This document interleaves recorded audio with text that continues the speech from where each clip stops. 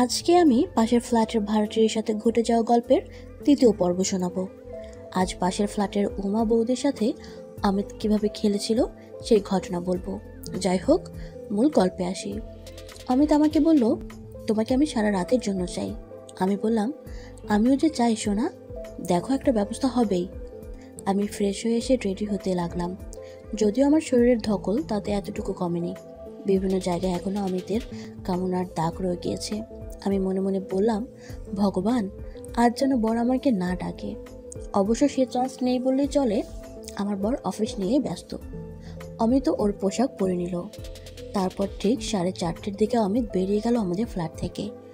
আবারও সেই চোরা পদ্ধতিতে পেছন দিকে পুকুর ঘাটে গেল, কিন্তু লাভ হলো না। পাশের ফ্ল্যাটের উমা সেন ঠিকই ওর উপর চোখ রেখেছেন। অমিতকে বেরিয়ে আসতে দেখেছে আমাদের ফ্ল্যাট থেকে।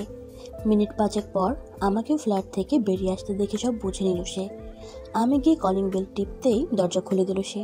উমা আমাকে বলল, ও তুলি, এসো। আমি বললাম, হ্যাঁ বৌদি, মাত্র এলাম গো। উনি বলল, আচ্ছা বসো না, চা করছি। বড় ক্লান্ত দেখাচ্ছে যে তোমাকে। আমি বললাম, না গো, এখন আর চা খাবো না, মৃত্তিকাকে নিতে এলাম। উমা বলল, ও মৃত্তিকা তো বাইরে খেলছে। আমি বললাম, ও খেয়াল করিনি তাহলে। উমা মনে মনে বলল, তা খেয়াল করবে কি করে, ছিল তো পরপুরুষের সাথে মত্ত হয়ে। কিন্তু মুখে বলল, হ্যাঁ মাত্রই গেল। আমি ওনাকে বললাম, মৃত্তিকা ডিস্টার্ব করেনি তো বৌদি? উমা আমাকে বলল, আরে না, কি যে বলো, লক্ষ্মী হয়েছিল। আমি বললাম, বা, আচ্ছা বৌদি, আসি। উমা আমাকে বলল, হ্যাঁ এসো, আবার সময় করে এসো কিন্তু। উমা আমার চোখে মুখে ক্লান্তির সাথে আরেকটি বিষয় খেয়াল করেছে, সেটি হলো আমার চোখে মুখে পরিতৃপ্তির ছটা। উমা ব্যাপারটা নিয়ে ভাবতে লাগলো। মনে মনে বলল, তুলি তাহলে ভালো সুখ পেয়েছে, তার মানে ওই ছেলেটা সক্ষম। ছেলেটা এই কলোনিরই। ও হ্যাঁ, ওই যে শেষ প্রান্তের একতলা ফ্ল্যাটটার বাসিন্দা তাহলে ও। উমা সব বুঝে গেল। তবে উমাকে সবচেয়ে ভাবিয়ে তুলেছে যেটা, সেটা হলো আমার চোখে তৃপ্তির চিহ্ন, যা এই পর্যন্ত আমার চোখে মুখে কখনো উনি দেখেনি। আর এটাই ওনাকে এলোমেলো করতে লাগলো। এবার উমা সেন ওরফে উমা বৌদির বর্ণনা দেই। বয়সে 35 ছুঁয়েছে, 5 ফুট 4 ইঞ্চি লম্বা। উমার গায়ের রং পাকা গমের মতো। চেহারাটা অনেকটাই ইউটিউব শাড়ি মডেল চৈতির মতো। বর অবিনাশ সেন, বয়স 45-এর মধ্যবয়স্ক পুরুষ। একসময় বইয়ের খাই মেটাতে পারলেও এখন আর সেদিকে কোনো ইন্টারেস্ট নেই। অল্প বয়স থেকেই উমা বহু পুরুষের সঙ্গিনী হয়েছে। এখন বয়স হয়েছে, তার সাথে খাইও যেন পাল্লা দিয়ে বেড়েছে। কিন্তু উনি খাই মেটানোর উপায় পাচ্ছে না। আমার তৃপ্তিময় চেহারা দেখে তার খাইকে যেন তরতরিয়ে বাড়িয়ে দিল। উমা ভাবল, ইস, কতদিন এমন তৃপ্তি পাই না আমি। উমা কলোনির কেয়ারটেকারকে কল দিয়ে অমিতের ব্যাপারে জেনে নিল। রাতের বেলা হুট করে অমিতের মোবাইল ফোনে অপরিচিত নম্বর থেকে একটা টেক্সট গেল। আমি সব দেখেছি, সব জানি। অমিত টেক্সট পেয়ে ভ্যাবাচাকা খেয়ে গেল। সব দেখেছে, সব জানে, তার মানে?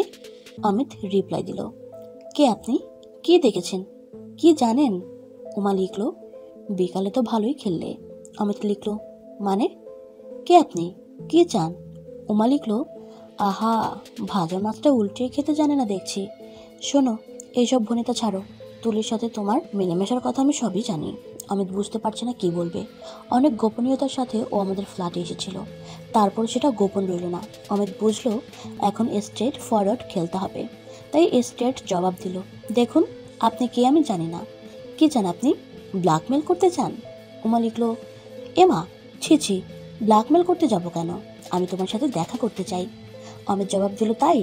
কখন কোথায় আসতে হবে জানিয়ে দিন। উমা বলল, কাল সকালে এই 11টা নাগাদ, নাকি কালো তুলির সাথে যাবার প্ল্যান আছে? অমিত বলল, না নেই। কোথায় আসবে? উমা বলল, B2 ফ্ল্যাটে। আসবার আগে টেক্সট দিয়ে জানাবে যে আসছো। অমিত বলল, ওকে। পরদিন সকালে 11টার দিকে উমাকে টেক্সট দিল অমিত। এবার আর পেছন দিকে নয়, সামনে দিয়েই গেল। এই বিল্ডিংটার সিস্টেম হুবহু আমাদের বিল্ডিংটার মতো। উপরের ফ্ল্যাটে যাবার সিঁড়ি পেছন দিকে। অমিত পৌঁছিল, দরজায় নক করতে গিয়ে দেখলো খোলাই আছে। এখনকার সময় সব ফ্ল্যাটের সিস্টেমও একই রকম, তাই সরাসরি বসার ঘরে চলে এলো। উমা একটা সোফায় হেলান দিয়ে বসে আছে। পরনে নীল পাড়ের অফ হোয়াইট শাড়ি, সাথে ম্যাচিং নীল ব্লাউজ। উমাকে দেখে লাফিয়ে উঠল অমিতের। উমাকে এর আগেও অমিত কয়েকবার দেখেছে কলোনিতে, যদিও আলাপের সুযোগ হয়নি, তবে উমার উপর চোখ ঠিকই পড়েছিল। উমা অমিতকে বলল, এসো অমিত, তোমার জন্য ওয়েট করছি। অমিত বলল, আপনি মিসেস সেন?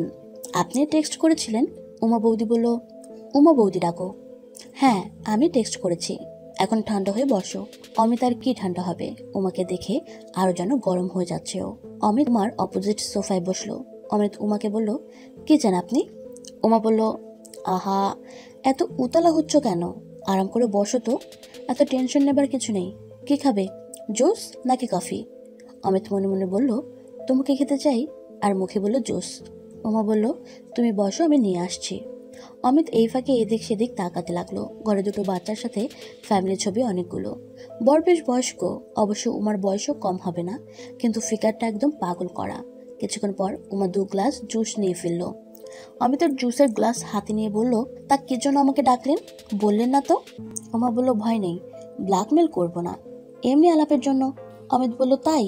তা আমার সাথে আবার কি আলাপ? উমা বলল, কদিন ধরে চলছে তুলির সাথে? সত্যি বলবে কিন্তু। অমিত বলল, বেশি দিন নয়, 3-4 আগে পরিচয় হলো, আর গত পরশু থেকে শুরু। উমা বলল, বাহ বাহ, 2 মিনিটেই বিছানায় তুলে নিয়েছো? অমিত বলল, চাইলে একদিনেই তোলা সম্ভব। উমা বলল, বাহ, বেশ কনফিডেন্স আছে তো দেখছি। তা এমন করে কতজনকে তুলেছ? অমিত বলল, অসংখ্য, তবে এই কলোনিতে তুলিকেই প্রথম। উমা বলল, তার কাউকে তুলবার ইচ্ছা আছে নাকি? অমিত বলল, কেন নয়, সুযোগ পেলে আরো তুলব। উমা বলল, বেশ বেশ, এই কলোনিতে অনেক পাবে, লেগে থাকো। অমিত বলল, তার বলতে? উমা বলল, একটা প্রশ্ন করব, কার কবার হয়েছে? অমিত বলল, জানি না, 9-10 বার তো হবে হয়তো। উমা বলল, এত? বাহ। অমিত বলল, হ্যাঁ। এসব শুনে উমার খুব খাই উঠে গেল। সে কবে থেকে ও এসব থেকে বঞ্চিত। আগে শহরের দিকে থাকতে বেশ কিছু নাগর জুটেছিল, তাই নিয়মিত হতো, কিন্তু এই কলোনিতে তেমন কোনো লোকই ছিল না যাকে ফুসলিয়ে ঘরে আনবে খাওয়ার জন্য। আজ অমিতকে পেয়েছে সে, কোনোভাবে যদি ফুসলিয়ে নেওয়া যায় তবে অনেক দিনের খাই মেটাতে পারত। অমিতও ঠিক তেমনটাই ভাবছে, কোনোভাবে যদি পটানো যায় তাহলে আরেকটা পাবেও এটার জন্য। অমিত বলল, কি ভাবছো বৌদি? উমা বলল, না তেমন কিছু না, তুলি ভীষণ মজা পেয়েছে কাল, তাই না? অমিত বলল, ভীষণ পেয়েছে, এত মজাও কখনোই পাইনি। উমা বলল, তাই? অমিত বলল, হ্যাঁ, আর আমি যার সাথে খেলি সবাই এই কথাই বলে। উমা একটু হেসে বলল, ইস, জাদু জানো না? অমিত বলল, হ্যাঁ, ভীষণ জানি, একদম জাদু মন্ত্রে ভুলিয়ে রাখি। উমা খানিকটা ইঙ্গিত করে বলল, এখন কি কাউকে সেই জাদুতে ভুলাতে ইচ্ছা করছে না? অমিত বলল, করবে না কেন? উমা বলল, কাকে ভুলাতে ইচ্ছা করছে এখন? অমিত বুঝে নিয়েছে উমা কি চায়। আসলে ব্ল্যাকমেল না, উমা খেলতেই চায়, কিন্তু সরাসরি বলছে না। তাই অমিত ডিসিশন নিল ফ্রন্টেই খেলবে। অমিত সোফা ছেড়ে উঠে উমার পাশে গিয়ে বসে রইল। উমা বুঝলো কাজ হচ্ছে। অমিতেরও সাই আছে, আর থাকবেই বা না কেন? সে কি ফেলনা নাকি? আর অমিত যদি একটু অ্যাপ্রোচ করে তবেই ঢলে পড়বে ও অমিতের ওপর। কেমন লাগলো আজকের গল্প?